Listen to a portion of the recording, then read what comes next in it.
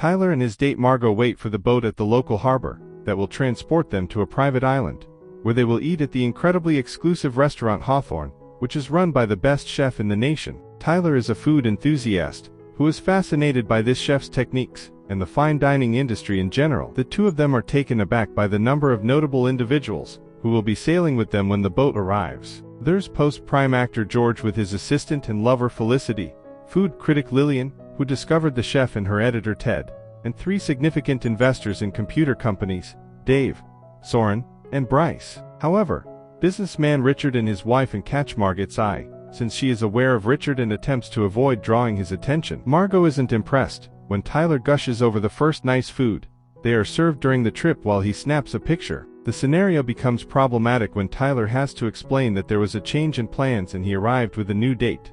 When the maitre d', Elsa, calls Margot a different name when they eventually get at the island. During the tour that takes place prior to dinner, Elsa explains to the patrons why everyone lives here and shows them around the restaurant's amenities. The cook resides on the island as well, but no one is allowed inside his home. When they eventually do make it into the restaurant, they find that the kitchen is an open space where they can observe the chefs at work. On one of the tables, there is also an elderly woman named Linda who appears to be completely out of place. Upon eventually noticing Margot's presence, Richard begs his wife to switch seats with him in order to get a better perspective. Everyone can watch the cooks at work, but taking pictures is not permitted, Elsa tells them. The cooks had to ask Tyler to quit disturbing them because he instantly gets closer to point out all the techniques they're employing and asks a lot of questions. Chef Slowick enters at that very time, and Elsa tells him something that causes him to fix his gaze on Margot. The complimentary snack is served first. Felicity is preoccupied with attempting to break up with George while Lillian takes her time,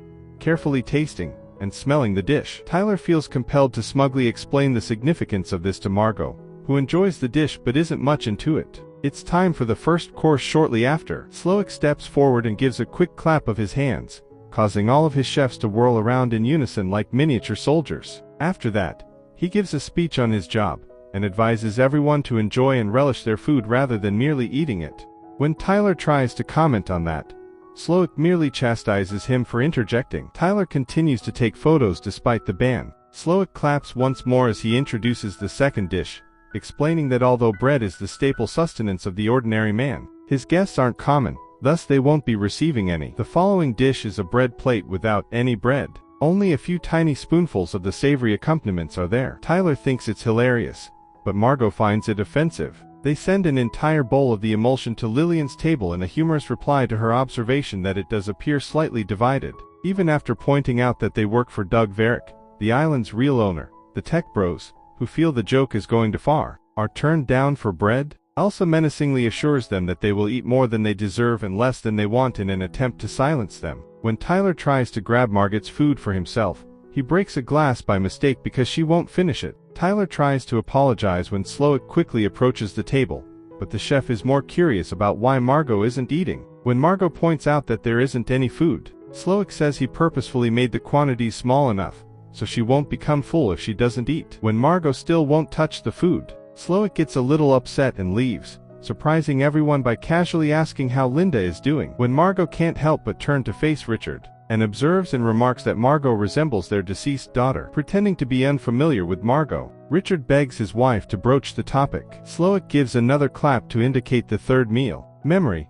which inspires him to reminisce about the good old days of taco evenings with his family. He says that Linda is his mother, and that ever since he was a child, she has been intoxicated. Initially, his father was an alcoholic, and after Linda confronted him about it, one evening, the guy attempted to murder her by using the phone wire. Little Slowick took a pair of scissors and stabbed his father in the thigh in an attempt to save his mother, but he now regrets not killing him. The meal is a smoked chicken thigh served on top of a phone cable with a pair of scissors inside to commemorate that memorable taco night. The tortillas were made freshly, but to give them a bit of flair, a laser machine was used to engrave them. The narrative disturbs everyone, but when they learn about the memories on the tortillas, things become even more difficult. Lillian discovers images of eateries that shut down as a result of her negative evaluations, while Anne is horrified to see pictures of her husband's personal life. One in particular depicts Richard going out on a date with an unusual woman, despite Richard's insistence that it is all a joke.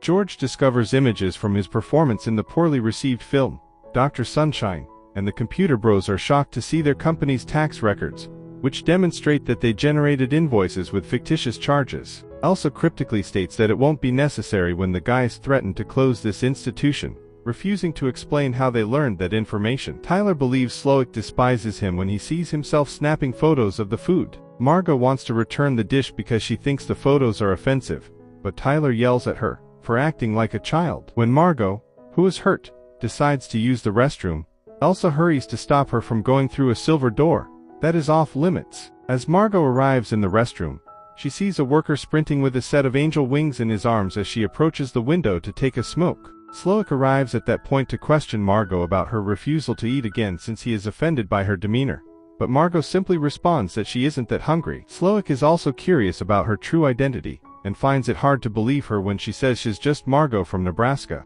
A moment later, the chefs lay out some decorations and a piece of cloth on the floor to begin setting up the fourth dish. Slowick takes the time to introduce everyone to Jeremy, one of his sous chefs, who is responsible for creating the next meal, which is named The Mess. After attending a prestigious culinary school, Jeremy's ideal job was to work with Slowick. Although Slowick acknowledges Jeremy's talent, he doesn't think Jeremy is all that terrific. Jeremy may want a life full of prestige like Slowick's, but Slowick thinks his life is full of pressure, not to mention all the unhappy customers and critics that won't appreciate his work. Slowick asks Jeremy if he wants that life, and when Jeremy says no, Slowick kisses him on both cheeks and steps back before Jeremy takes out a gun. Then Slowick announces the fourth course, and Jeremy ends things in front of anyone. The other cooks aren't surprised by this and watch solemnly, but all the guests freak out and step back except for Tyler, who finds this fascinating. As the body is taken away, Slowick asks everyone to sit down and accept this as part of the show. Richard has had enough of everyone debating whether or not the death was real. Elsa tells him there isn't a boat available as he tries to leave with Anne. Richard continues to demand, so Elsa gives the chefs the order to seize him and take his ring finger. Everyone starts to panic once more, but Tyler is unfazed and continues to savor his dinner. Elsa hands him the fallen wedding ring as Richard writhes in agony on the ground. Lillian accepts Slowick's explanation that this is part of the menu once more, but the others are beginning to show signs of fear. Felicity suggests that George speak with Slowick because they are purportedly friends, but George admits that he lied to win her over. When Elsa brings Margot into the kitchen, Slowick informs her that she is merely mistaken. She wasn't included in the initial menu plan, so it's problematic that he can tell she isn't a Margot. Slowick is curious as to whether Margot supports the patrons or the restaurant. It's not like it matters because everyone will die tonight anyhow. Tearfully, Margot runs back to her table and slaps Tyler for his incessant chatter about the meal. The entire atmosphere of the restaurant is strained and uneasy. Elsa simply leads Soren back to his table when he loses his mind, and tries to smash a window with the chair because it is made of indestructible glass. After serving tea as a palate cleanser for the next course, Slowick takes the opportunity to ask if anyone has any questions. George interrupts Tyler when he asks a dumb question regarding the tea, wondering what's going on. According to Slowick, the elements in a degustation concept shouldn't come as a surprise. For instance, Ted indulges Lillian, who is a monster who closes restaurants due to her own preferences. Elsa brings Margot a kitchen timer with a 10-minute warning, while the cooks bring more broken emulsion for Lillian. When Anne requests for a doctor to see Richard, Slowick responds that, after being the most devoted patrons for 5 years, they are unable to recall a single dish from their meal here. Slowick put a lot of effort into becoming a highly upscale chef, but he didn't realize until lately that he had been striving to appease unsatisfied people, like his own mother, instead of himself. Bryce corrects Slowick when he refers to the establishment as his restaurant, pointing out that Doug Varick is the real owner. It then becomes clear that Doug is hanging outside while sporting the angel wings as Slowick responds that he truly owns Doug. When Slowick rejects Dave's attempt to buy his rescue with money, he tries to flee but is prevented by personnel. While Bryce notes that Doug kept Slowick open during the pandemic, Slowick gripes because Doug was constantly challenging his menu. Doug is submerged in the water till he drowns when Elsa makes a gesture with her arms, at which point Slowick declares he is at last free before heading to his office. Margot's table timer suddenly rings, and she is requested to go see Slowick. When Margot acknowledges that she shouldn't be here, Slowick reciprocates by saying he can tell she works in the sector. He's curious as to why Margot would not stop glancing at Richard, forcing her to admit that she works as a street vendor. Richard was among the select few clients who could make her uneasy, since he desired for her to assume the role of his daughter during their flirtatious moments. Slowick and Margot concur that they used to love helping people, but that unhappy customers have caused them to detest their employment.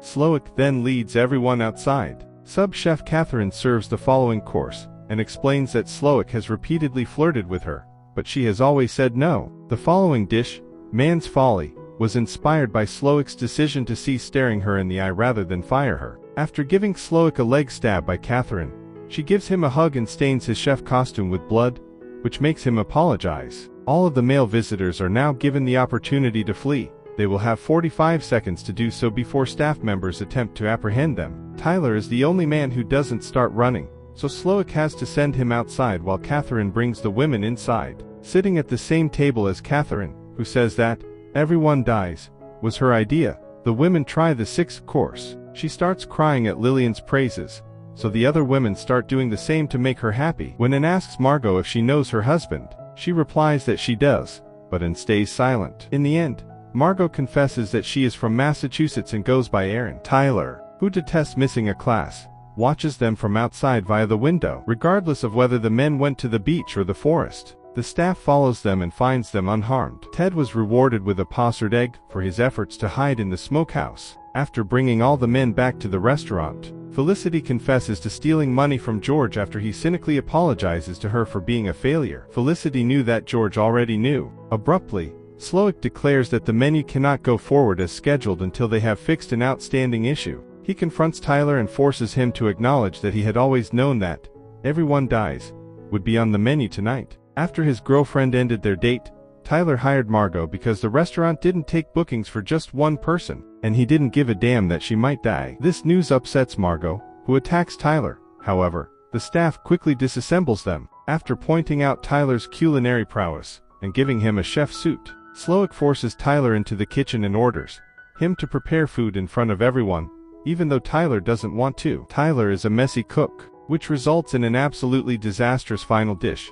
especially since Slowick always making fun of him for being Mr. Knowledgeable Foodie. After telling Tyler that he is the reason the mystery has been removed from his artwork, Slowick whispers something in his ear, causing Tyler to remove his chef jacket and start crying. Later, Slowick approaches Margot one-on-one to request a favor. They need a big bucket, which Elsa neglected to bring, that should be in a corner before they can begin making dessert. Elsa tells Slowick that the staff can handle it, but he ignores her and wants Margot to go get it.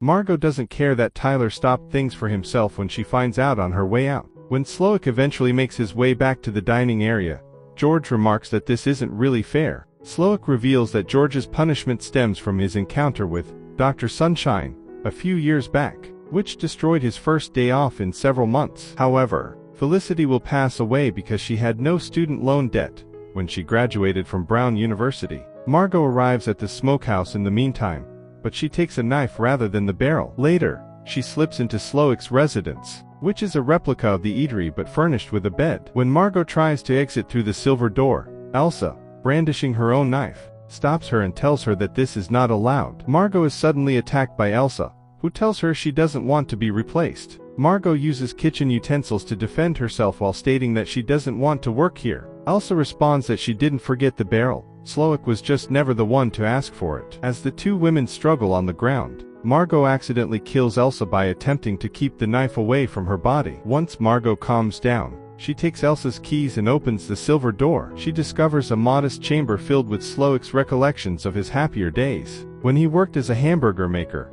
and had a family. Margot attempts to use the radio, which is also there in the room, to make an assistance request. Since his pals had informed the restaurant that it was Bryce's birthday, he is given a cake when he returns to the establishment. When Margot bursts in through the main door with the barrel, Slowick reminds her that although he was once a monster, everything he does now is pure. Because he can no longer be injured, his chef hands are so strong that he can touch flames without experiencing any pain. When a boat gets closer to the island, Slowick notices that Margot has been using the radio. As soon as the crew removes all bloodstains off everyone, Slowick threatens to kill an innocent guy if the guests beg for assistance. When Coast Guard Dale walks into the diner, he asks what the issue is, but no one is brave enough to say anything. Dale, a huge admirer of Dr. Sunshine, then spots George and requests for an autograph.